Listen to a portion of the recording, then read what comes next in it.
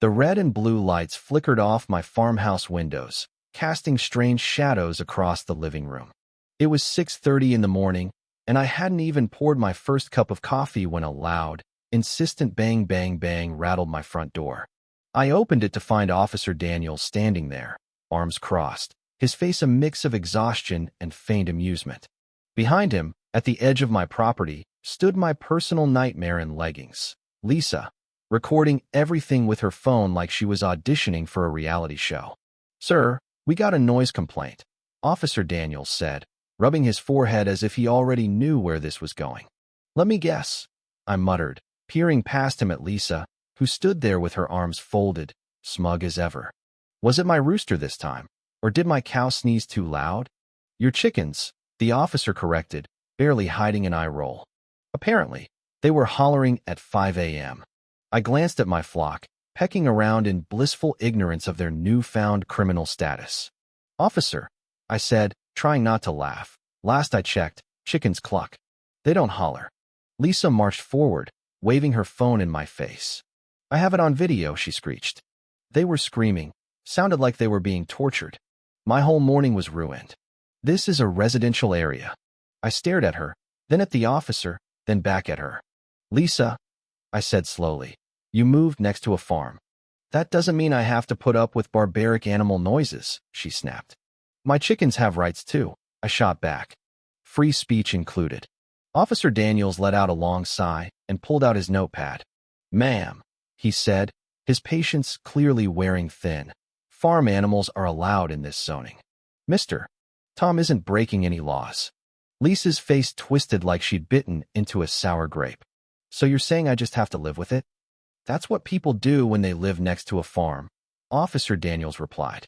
Fuming, Lisa turned on her heel and stomped off with all the drama of a soap opera star.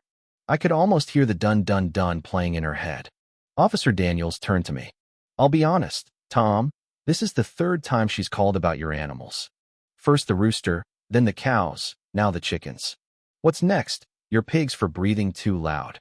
"Wouldn't put it past her," I muttered, shaking my head.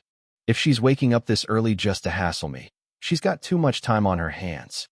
He chuckled, tipped his hat, and said, "Good luck, Tom. I've got a feeling I'll be back." He wasn't wrong. Later that afternoon, I was mending a fence on the east side of my property when I spotted Lisa at the edge of her yard, holding her phone up like she was filming a nature documentary. She was muttering into it, something about documenting the disturbances and exposing the farm pest ruining the neighborhood. I sighed. This woman was turning my animals into her life's mission. The next morning, things kicked up a notch. I was tending to my pigs when a blood-curdling scream pierced the air. "Lisa again." I ran over, half expecting to find her wrestling a bear or something serious. Instead, she was on her patio, pointing at my fence like it was a murder scene. "What is that?" she shrieked. I followed her gaze and saw nothing. What am I supposed to be looking at?" I asked. Lisa took a deep, theatrical breath. "That," she said, voice quivering with fake outrage, "is a goat on your property staring at me." I blinked. "Yeah, that's Max. He lives here. It's mocking me," she wailed. "Look at its eyes." I turned to Max. He blinked back, chewing grass like the chillest creature alive. "Lisa," I said, dead serious, "he's a goat." "I don't care. I'm calling the authorities," she yelled, storming back inside. Sure enough, 30 minutes later, Officer Daniels was back, looking more worn out than ever. "All right," he sighed. "What is it this time?" "Tom's goat is harassing me," Lisa snapped. The officer glanced at me. I glanced at him. We both looked at Max, still chewing grass, the picture of innocence. "Ma'am," Daniels said slowly, "a goat standing on its own property isn't harassment." "But he was staring at me," she insisted. "He's a goat," Daniels repeated. "That's what they do." Lisa's fists clenched. "I demand something be done." Daniels turned to me. "Tom, can you do something about your goat?" I shrugged. I could give him a tie and a briefcase, maybe. Lisa let out a scream so dramatic I thought she'd faint. "That's it," she bellowed. "I'm going to the city council. I'll shut this farm down." She stormed off, slamming her door so hard a flock of birds took flight. Daniels shook his head, pinching his nose. "She's getting worse," he muttered. "You got an escape hatch under this place?" I grinned. Nope, just a farm and a lot of patience. He laughed, climbed into his car, and said, "Good luck, Tom. You're gonna need it." As he drove off, I glanced at my animals, happily oblivious to being Lisa's greatest enemies. Then I caught a glimpse of her shadow lurking behind her curtains. This was just the start. That night was calm, peaceful, even. The air smelled of hay and damp earth, stars twinkling overhead. I'd just locked up the barn when I noticed something odd near the fence, a shadow darting along the property line. At first, I thought it was a raccoon or a coyote, but then I saw the glint of a phone screen. Someone was sneaking around my farm. I crept closer, silent as possible, and nearly burst out laughing when I saw who it was. Lisa, decked out in black like a budget ninja, clutching a can of spray paint. She was about to vandalize my barn. She shook the can, aiming at the wood, but before she could start, my watchdog, Rusty, decided to say hello. A low growl rumbled through the night, followed by a barrage of barks as Rusty charged her like a furry missile. Lisa's scream could have woken the dead. She dropped the can and bolted, but in the dark, she had no sense of direction. Her foot snagged on the uneven ground, and down she went, straight into my pig pen with a glorious splat. Silence. Then another ear-piercing shriek as she realized she'd landed in a mix of mud and pig manure. The pigs snorted, mildly annoyed at their loud new visitor. I flipped on my flashlight, catching Lisa sitting there, hair matted with filth, face frozen in horror. "Lisa," I called, biting back a laugh. "You okay down there?" Her head snapped up, rage twisting her features. "You did this on purpose," she screeched, flailing to stand but sinking deeper into the muck. "Yeah, I totally trained my pigs to set traps for trespassers," I said, shaking my head. "What are you even doing out here?" She pointed a trembling, filthy finger at me. "I was defending the community by breaking into my farm and vandalizing it," I asked, crossing my arms. She sputtered, searching for an excuse, but then sirens wailed in the distance. Someone had called the cops again. By the time Officer Daniels arrived, Lisa had crawled out of the pig pen, covered head to toe in sludge, looking like a swamp monster. Daniels stepped out of his cruiser, his face a mix of exhaustion and disbelief. "All right," he sighed. "What happened this time?" Before I could speak, Lisa launched into a wild tale. I'd set a trap to humiliate her, trained Rusty to chase her, and possibly brainwashed my pigs to attack.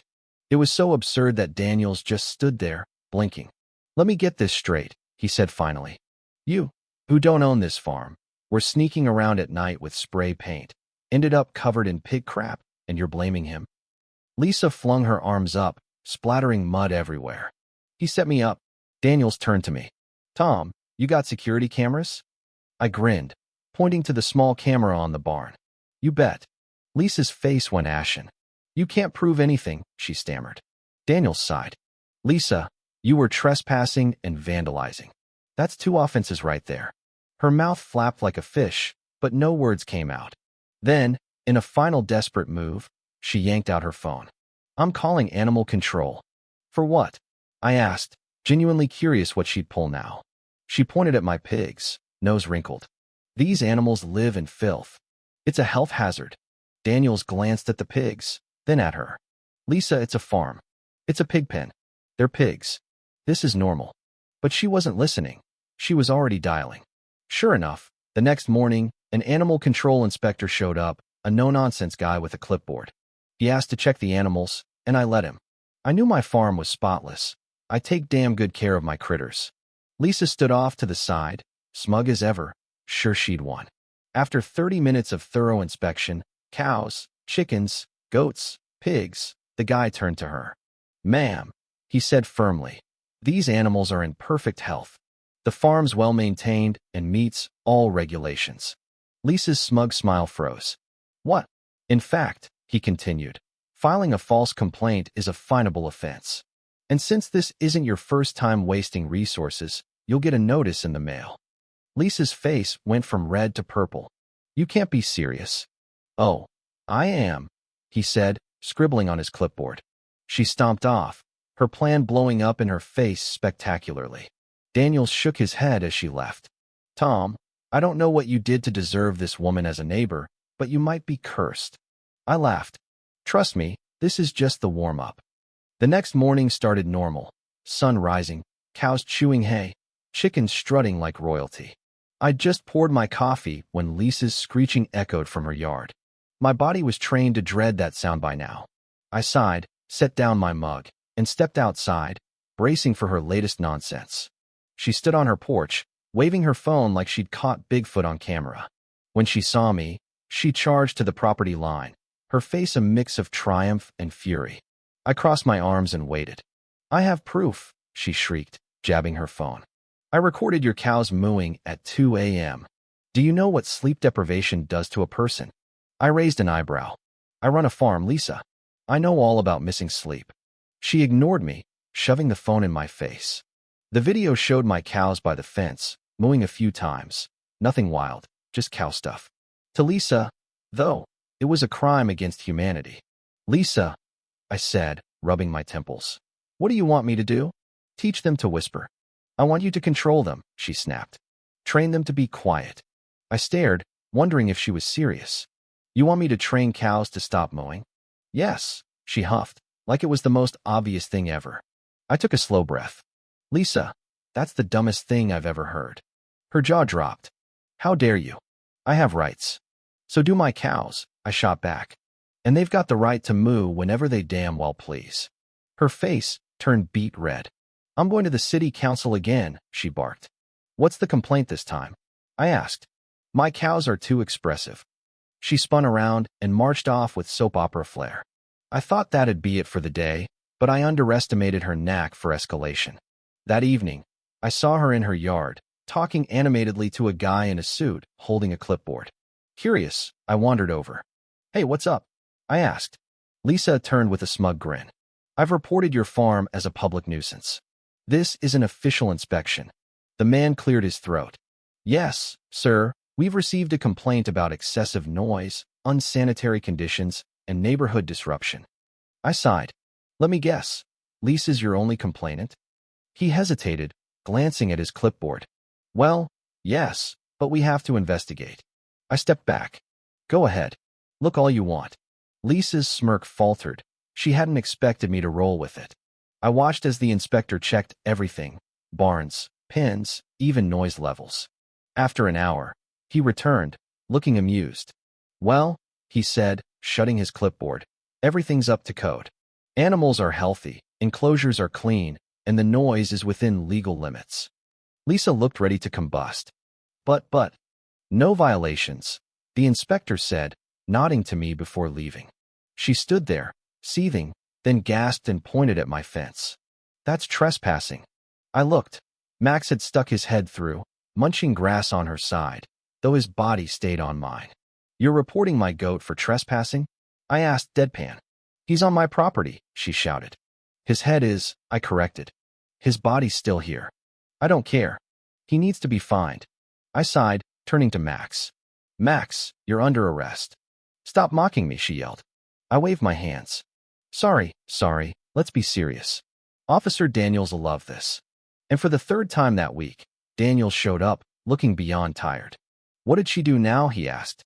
Lisa stomped her foot. "His goat's trespassing." Daniels eyed Max, still chewing, then Lisa, then me. "You called me because a goat stuck his head through a fence." "Yes," she shouted. "It's illegal." He sighed so hard I thought he'd collapse. "That's not trespassing." "So nothing's happening about this?" she screeched. "If you file one more ridiculous complaint," Daniels said, "I'll fine you for wasting police time." That shut her up. She glared, fuming, but didn't push it. She stormed inside and slammed her door. Daniels turned to me. "You need hazard pay for this, neighbor." I laughed. "I'd take it." He chuckled, heading to his cruiser. "Good luck, Tom. You'll need it." As he left, I patted Max's head. "You've made a lifelong enemy, buddy." Lisa's blind snapped shut. She wasn't done yet. Lisa had been humiliated repeatedly, but she never quit. Every failure fueled her pettiness, her determination to ruin me. I knew she was plotting. I could see it in her glares, the way she gritted her teeth when I fed my animals. She didn't just want to win anymore. She wanted revenge. It didn't take long to find out her next move. One morning, a man in a suit knocked on my door, clipboard in hand, looking too serious. Behind him stood Lisa, arms crossed, smirking like she'd already won. "Good morning, sir," the man said, adjusting his glasses. "I'm from the city council. We received a petition about your property." I blinked. "A petition?" "Yes," he said. "Several residents cited excessive noise, unsanitary conditions, and community disruption." I glanced at Lisa, who was practically glowing. "You're saying multiple people signed this?" "That's correct," he said, flipping his papers. "I have it here." Lisa snickered. "It's over, Tom. The community's spoken." I took the clipboard and scanned the signatures, expecting neighbors' names. But as I read, confusion turned to amusement, then laughter. Sir," I said, keeping a straight face. "Could you read some of these names aloud?" He frowned, taking it back. "Let's see. John Doe, Bugs Bunny, Santa Claus." Lisa's face went white. "Are these fake?" he asked, flipping pages with growing suspicion. "Looks like it," I said, grinning. "Unless Santa's mad about my cows." Lisa snatched the clipboard. "This is ridiculous. They're not fake. We take fraudulent petitions seriously," the man said. "If you forge these, you could face legal consequences." Her eyes darted, searching for an out, but she was trapped. He nodded apologetically to me and left. Lisa whirled on me, livid. "You think this is funny?" "A little," I shrugged. She clenched her fists. "You haven't won. I've got one more trick." I raised an eyebrow. "Can't wait." She stormed off, and for a few days, it was quiet, too quiet. I stayed vigilant, checking cameras, but nothing happened. I almost thought she'd given up. I was wrong. Saturday morning, I just finished breakfast when I heard a stampede. My heart sank as I rushed outside. My cows, goats, and chickens were loose. The fence was cut. Fury hit me. Lisa had snapped. I grabbed feed to lure them back, but they were spooked. Then I heard Lisa screaming. My animals had invaded her yard. Cows trampling her flowers, chickens pecking her furniture, Max chewing her purse. "Get them off," she wailed, slipping and face-planting into manure. I strolled over. "I'd hate to trespass without permission." "Do something," she screeched, shaking with rage. "Good idea," I said, pulling out my phone. "Let's call the cops." When Daniels arrived, Lisa was a wreck, hair tangled, clothes ruined. I stood calmly, waiting. "What happened?" he asked. I pointed to the fence. "Someone cut it and let my animals loose. Property damage and endangerment." His eyes darkened as he turned to Lisa. "Know anything about this?" She avoided his gaze. I saw kids running around last night." "They did it." Daniels stared. "No kids around here." "Teenagers," she stammered. "Enough," he said. "You're fined for damage and endangerment." Lisa screeched, but it was over. As Daniels sighted her, I rounded up my animals. She sat in her wrecked yard, stunned. I'd won for now. Lisa knew she was done when Daniels handed her that fine. She sat in her ruined yard, covered in filth, silent for once. No threats, no plans. She stayed inside for days, blinds shut. I thought she'd quit, but I wasn't naive.